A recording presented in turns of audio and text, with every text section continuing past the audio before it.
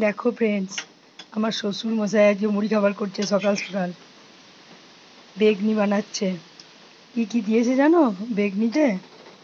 ডাল চানাচুর, বাদাম ভাজা, পেঁয়াজ লঙ্কা আদা রসুন কুচি কুচি করে বেটেছে, হলুদ গুঁড়ো, একটু খাবার সোডা, বেসন দিয়ে মুচমুচে চপ বেগনি বানাচ্ছে।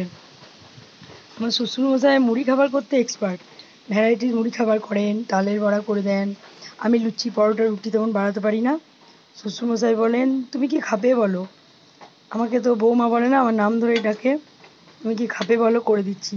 পেঁপের মোরব্বা করে মাঝে মাঝে, চাল কুমড়োর মোরব্বা করে, লাউয়ের মোরব্বা করে, জানো তোমরা? বেলের মোরব্বা বানায়। তোমাদেরকে বিভিন্ন আইটেম পাঠাবো। কালকে সুজি করে দিয়েছে আমাকে। সবসময় তো ভিডিও করে পাঠানো যায় না। আমার শ্বশুরমশাই অনেক কিছু ভালো ভালো খাবার। এইরকম আমার ছেলে মেয়ে দুজনেই খাচ্ছে। ওদের তো ধৈর্য নাই, আরম্ভ করেছে। প্রচুর ভালোবাসে আমাকে, যা বলবো মুখে কেবল তুমি কথা খসাতে যতক্ষণ।